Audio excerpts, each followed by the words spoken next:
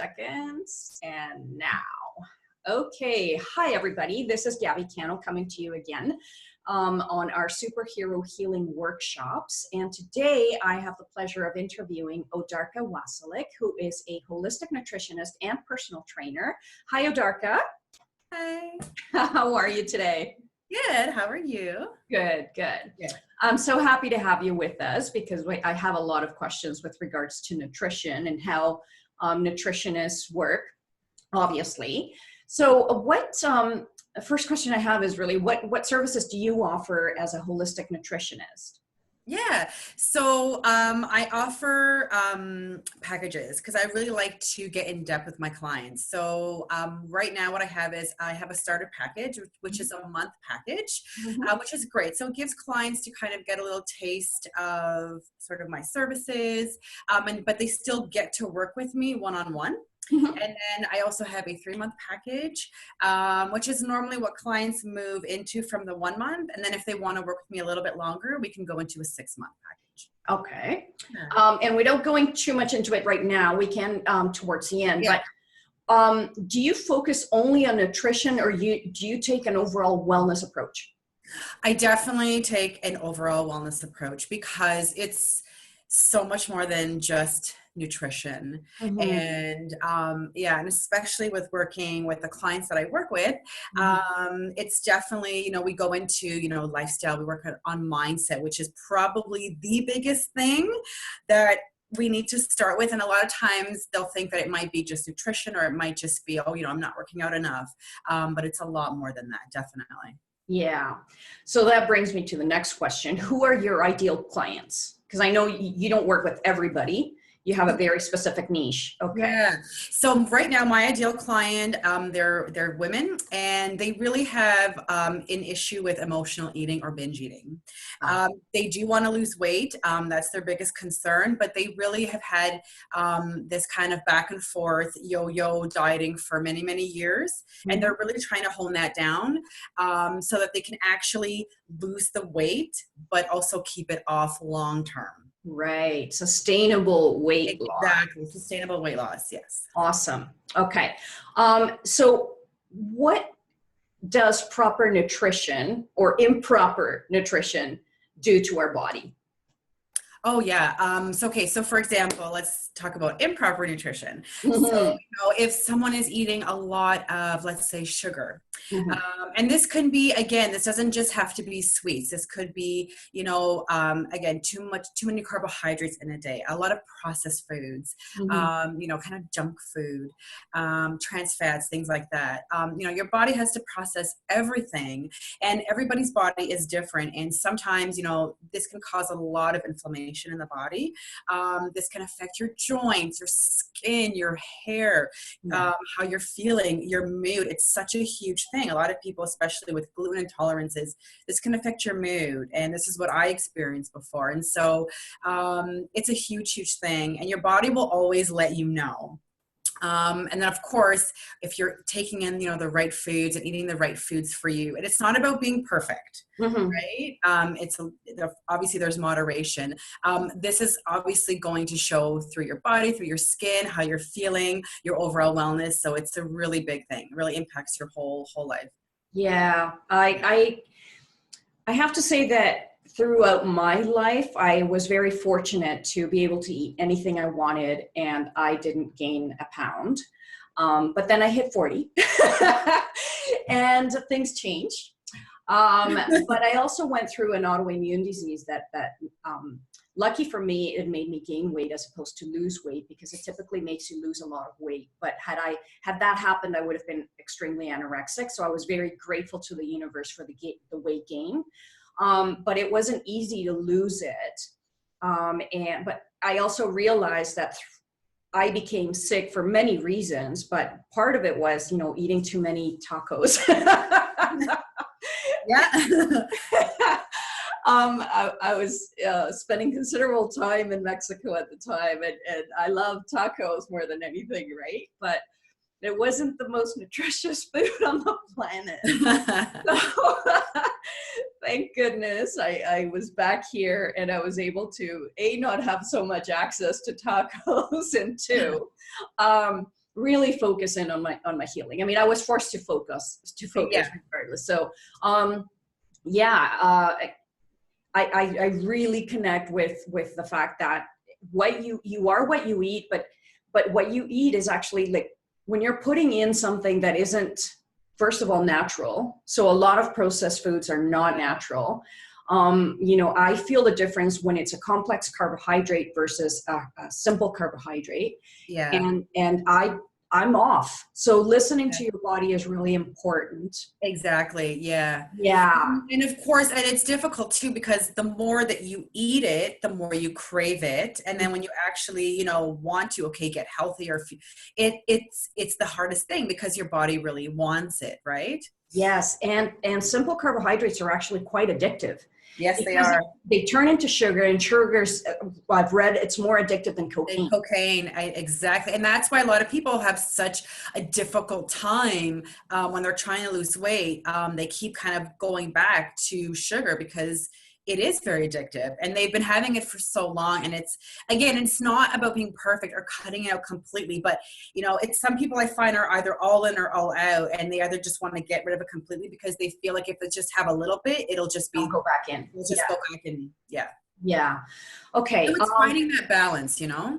That's right. Yeah. Yes. And that's what life is all about. Whether it doesn't matter what the treatment is, you need to find balance, because there's nothing in life is all this or all that. Exactly. You need to find a happy medium where you're not hurting yourself, but you're still enjoying life. Exactly. Yeah. Okay. So how do fad diets or bad eating habits affect us emotionally and mentally?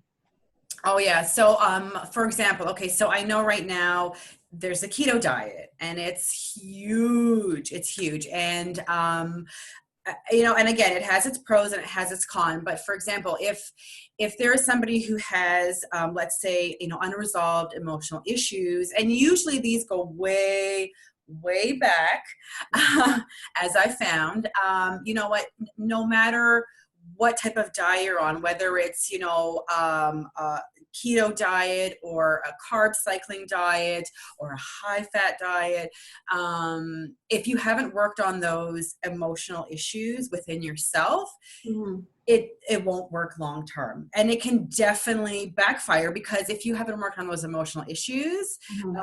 something will, you know, you'll get triggered in some way or another at some point, and you won't know how to deal with it, and you'll find yourself back in that cycle of emotional eating, binge eating, things like that.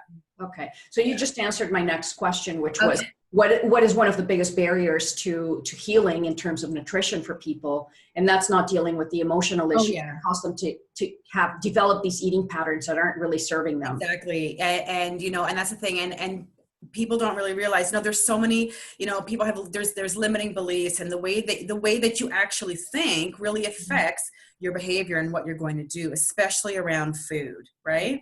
Yeah. So if you think that, because I've heard a lot of people say, oh my gosh, I just think of food and I gain weight. Whoa, easy with your thoughts, because exactly. you know, why don't we try changing that thought to, it doesn't matter what I eat, I'm going to maintain a healthy weight. Exactly. And so, and I work with a lot of my clients, we always do affirmations, positive affirmations, because there's always some type of limiting belief there. And so a lot of times, you know, people have this really, you know, they're really energetic and they really want to start and they're really excited. And then they hit this, you know, within a week and a half, they hit that. And they start to doubt themselves. They start to, you know, a lot of that negative self-talk comes into play where, oh, it's just too hard. Oh, I can't do it anyway. It never works out for me. I always gain it back. And they just kind of fall back into that trap, right? Yeah. And that's part of the self-sabotage that can happen with any sort of therapy. You know, often hit brick walls, or and I tell clients, it's not necessarily a brick wall, but when you're going through a huge metamorphosis, it's going to be uncomfortable. Yes. Allow the discomfort to flow through you. It's going to be okay. It's going to feel horrible for a brief moment, but just allow it to go through. Yeah. And especially when you're detoxing from the garbage that you've been inserting into your body for so many years. And we can sort of use that same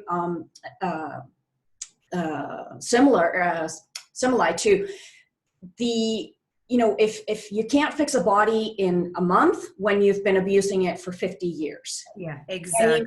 And when you've been eating unhealthy for so long, you have to be patient, compassionate with yourself, and allow your body to adapt as you're going through the ups and downs of the healing process, because you will go through it.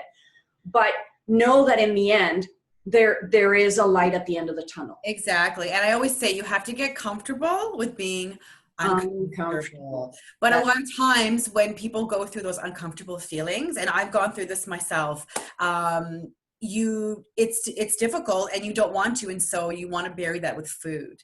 And so that's where the trickiness comes in, whereas it's okay to feel that uncomfortableness, sit with it. A lot of times people just don't want to sit through it because it is so uncomfortable. But that's sort of the kind of almost a barrier you need to go through to work and go on to the next step, And I always say, it's okay if you fall off. Mm-hmm. We all do. I've done it many times, right? The key is to get back on, and you get back on, learn to get back on faster and faster and work through it. And yes, be very patient, compassionate with yourself, love yourself through this process, right? Mm-hmm. And just keep going. Yeah, because as you said, it's not just about the food. It's a whole integration of a lot of things that have to happen. And a lot of that is the self-love. If you love yourself in the same way that you love your children, that you love other people in your life, then treat yourself the way that you treat them, right? Yeah, exactly. So the love and compassion are number one, but also, seek help if you need it. Yes. Because the help is out there. Yeah, and I find a lot of my clients really they feel very alone. Mm-hmm. So when they know, and again, I've been through it myself with emotional eating, binge eating, and it's really comforting to know that someone else has been through the same thing or going through the same thing that someone else has been through. Yeah. They feel a lot better and they feel a lot more secure. Awesome. So let me just go on to the next question. And it kind of ties into the last one, but a little bit, maybe perhaps we can go a little bit more in depth. But what symptoms and/or behaviors, including resistance to change, do you find with people who haven't dealt with that, the unresolved emotional issues from the past, especially women? So what sort of symptoms, negative symptoms, do you find that they do? Because you mentioned the binging and emotional eating. Yeah, that's probably one of the biggest things. They'll have a setback, and they'll basically go right into their old behaviors. Okay. So yeah. Okay. And how do you help them get back on track? Yeah, so that's the biggest thing. So we always focus, and the first thing we actually focus on when I first start working with a client is always mindset, and that's the biggest thing. And so some of the biggest thing that we work on are limiting beliefs, because those I find are usually the biggest barriers to anyone moving forward. Because again, when it's that negative self-talk that comes in, it's that self-sabotage. Right. And it's a pattern that's been happening for so long. And so even though we know that we're not happy and we're uncomfortable in our bodies and we want to be healthier, there's a comfort in knowing and doing what you've always done. Right? Absolutely. Yeah. Even though in the end you don't feel good about yourself, let's say if you've eaten a whole box of cookies or a whole bag of chips, right? It's that self-sabotage. But then of course then it turns into a deeper pattern where there's self-loathing, and then you go back and forth. So that's probably the biggest things that I've encountered with my clients. Okay. Yeah. And how dangerous is it to sort of follow fad diets or self-prescribe, because we think that if we just do a little bit of research or, we hear this person tried this or, another person tried another type of diet, how dangerous is that without proper instruction and education? Yeah, definitely. Again, it's definitely not, because everybody's body is different. And like you said, just because this worked for this person or is working for this person right now, it doesn't mean that it is for you. It's finding what's right for you and then sticking with it, right?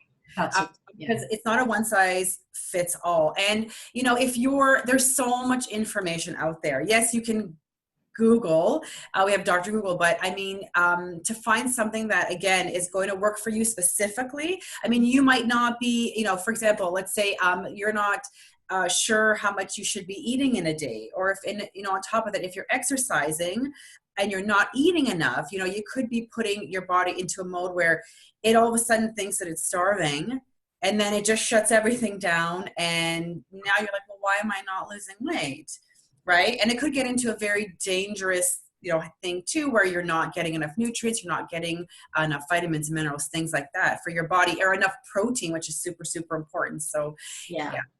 Okay. Awesome. Thank you for that. Cause I've come across so many individuals that go into these self-prescribed diets, and I, even with me trying to become vegetarian or vegan at one time, like it's not that simple. You need to know about complete proteins, and you should be well educated to know what portions you should be eating in order to get the right nutrients, a balanced amount of nutrients throughout the day for your particular body type. And I know age has a lot to do with it. You can't eat the same when you're 50 as when you were 20. Exactly. Right? We have different nutritional needs. Our bodies change, and that's part of the aging process. But it doesn't have to, you can live through your older age with energy, high energy. Oh yeah, definitely. Without mood swings, right? Yes.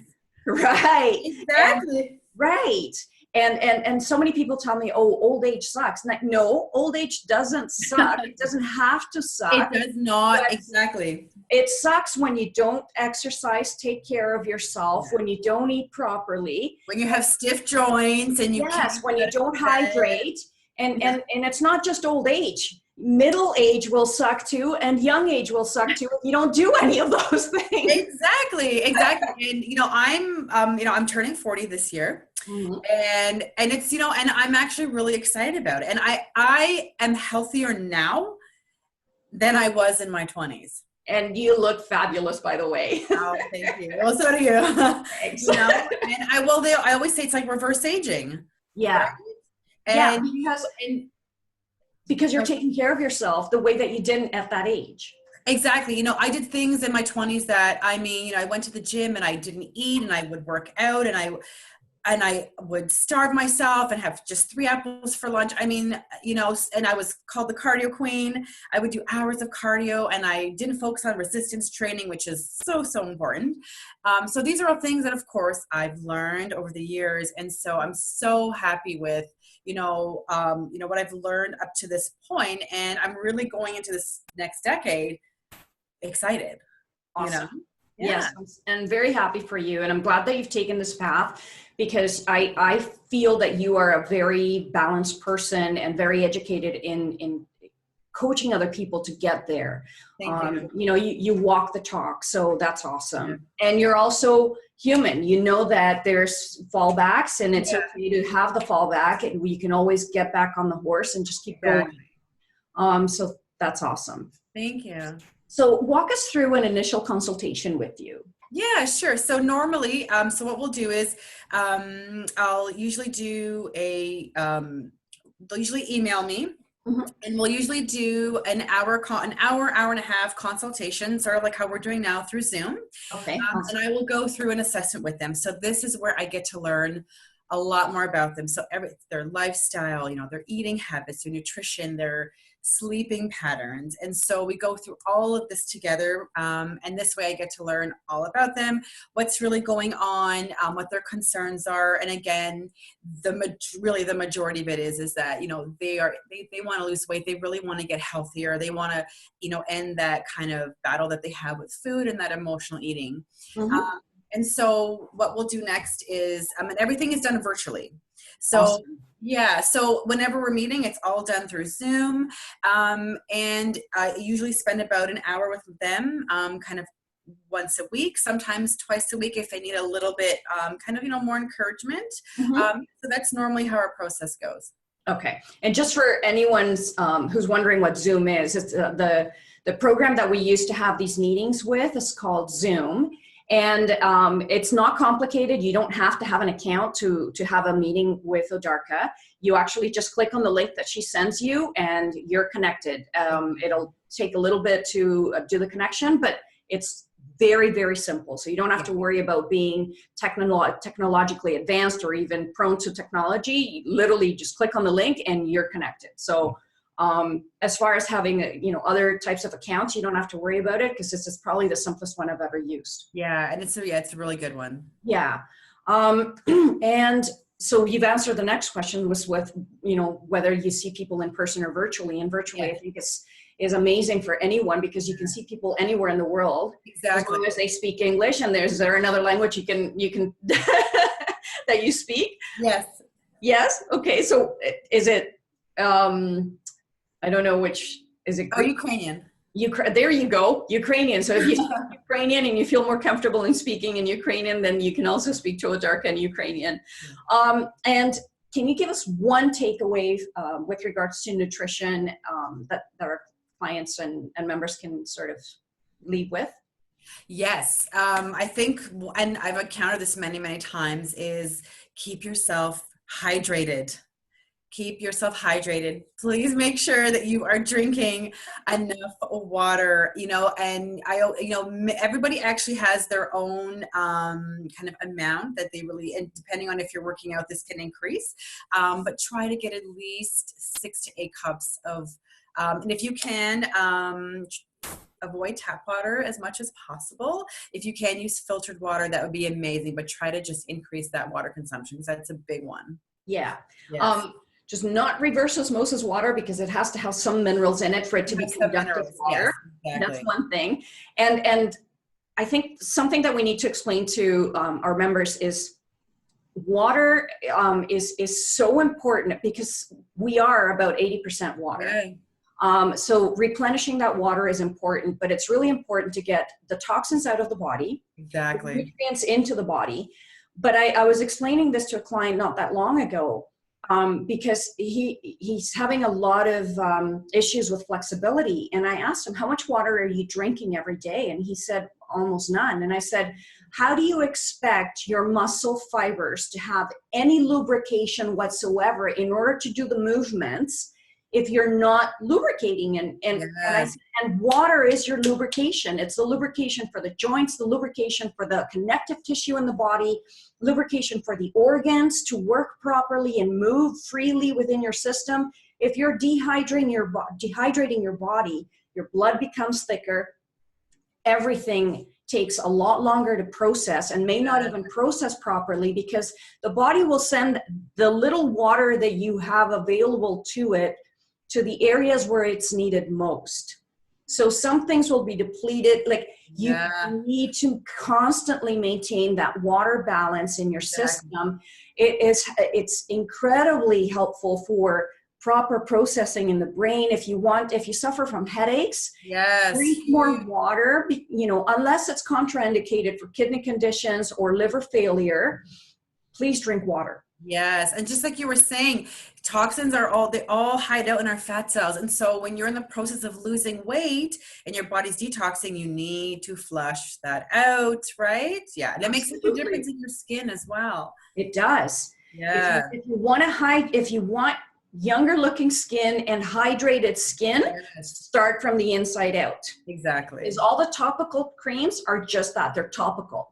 Exactly. They're not going to hydrate you from the inside out. And that's where the hydration needs to happen first. Exactly. So thank you so much, Odarka. I know that this took a while to happen, and I appreciate the fact that you made the time for us. Yes. If anybody wants to contact you, how can they contact you? Yes, so they can just go to www.bloomfitandwellness.com and they can go onto my contact page and they can just send me an email there. Okay, so BloomFit is BLOOM? Yes. Okay. Yeah, Bloom Fit and Wellness. Yeah. Okay, awesome. Thank you again, and we will be for having me. Oh, it's a pleasure. Talk to you soon. Bye-bye. Bye.